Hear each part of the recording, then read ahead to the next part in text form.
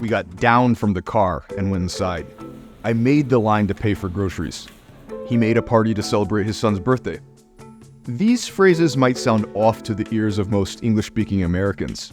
In Miami, however, they've become part of the local parlance. According to my recently published research, these expressions, along with a host of others, form part of a new dialect taking shape in South Florida. This language variety came about through sustained contact between Spanish and English speakers, particularly when speakers translated directly from Spanish. Whether you're an English speaker living in Miami or elsewhere, chances are you don't know where the words you know and use come from. You're probably aware that a limited number of words, usually foods, such as sriracha or croissant, are borrowed from other languages. But borrowed words are far more pervasive than you might think. They're all over English vocabulary: pajamas from Hindi, gazelle from Arabic via French, and tsunami from Japanese. Borrowed words usually come from the minds and mouths of bilingual speakers, who end up moving between different cultures and places. This can happen when certain events, war, colonialism, political exile, immigration, and climate change, put speakers of different language groups into contact with one another. When the contact takes place over an extended period of time, decades, generations, or even longer, the structures of the languages in question may begin to influence one another, and the speakers can begin to share each other's vocabulary. One bilingual confluence famously changed the trajectory of the English language. In 1066, the Norman French, led by William the Conqueror, invaded England in an event now known as the Norman Conquest. Soon thereafter, a French-speaking ruling class replaced the English-speaking aristocracy, and for roughly 200 years, the elites of England, including the kings, did their business in French. English never really caught on with the aristocracy, but since servants and the middle classes needed to communicate with the aristocrats, and with people of different classes intermarrying, French words trickled down from the class hierarchy and into the language. During this period, more than 10,000 loanwords from French entered the English language, mostly in domains where the aristocracy held sway: the arts, military, medicine, law, and religion. Words that today seem basic, even fundamental to English vocabulary, were, just 800 years ago, borrowed from French. Prince, government, administer, liberty, court, prayer, judge, justice, literature, music, poetry, just to name a few. Fast forward to today, where a similar form of language contact involving Spanish and English has been going on in Miami since the end of the Cuban Revolution in 1959. In the years following the revolution, hundreds of thousands of Cubans left the island nation for South Florida, setting the stage for what would become one of the most important linguistic convergences in all of the Americas. Today, the vast majority of the population is bilingual. In 2010, more than 65% of the population of Miami-Dade County identified as Hispanic or Latino-Latina. And in the large municipalities of Doral and Hialeah, the figure is 80% and 95% respectively. Of course, identifying as Latina-Latino is not synonymous with speaking Spanish, and language loss has occurred among second and third generation Cuban Americans. But the point is that there is a lot of Spanish and a lot of English being spoken in Miami. Among this mix are bilinguals. Some are more proficient in Spanish and others more skilled in English.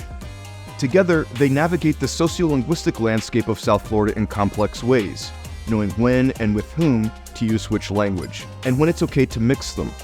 When the first large group of Cubans came to Miami in the wake of the revolution, they did precisely this in two ways.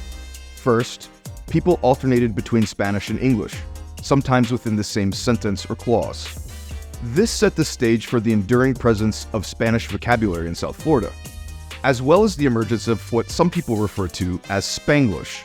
Second, as people learned English, they tended to translate directly from Spanish, and these translations are a type of borrowing that linguists call calques.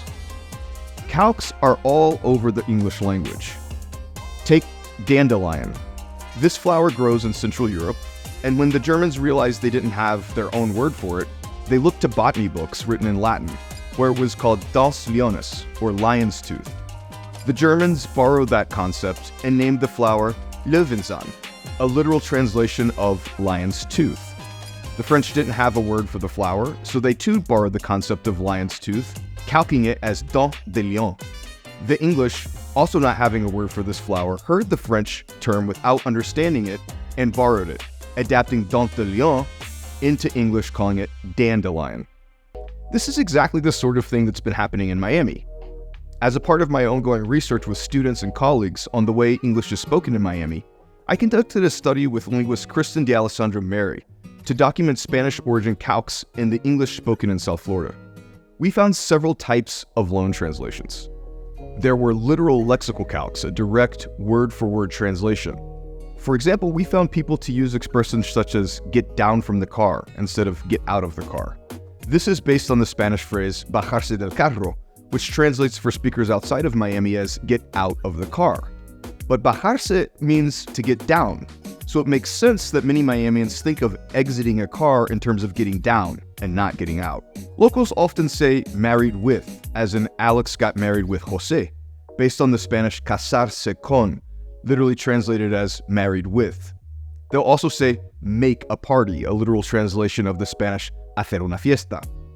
We also found semantic calques, or loan translations of meaning. In Spanish, carne, which translates as meat, can refer to both all meat or to beef, a specific type of meat. We discovered local speakers saying meat to refer specifically to beef, as in, I'll have 1 meat empanada and 2 chicken empanadas. And then there were phonetic calques, or the translation of certain sounds. Thanks God, a type of loan translation from gracias a Dios, is common in Miami.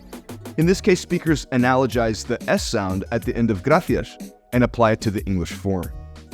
We found that some expressions were used only among the immigrant generation. For example, to throw a photo, from tirar una foto, as a variation of take a photo.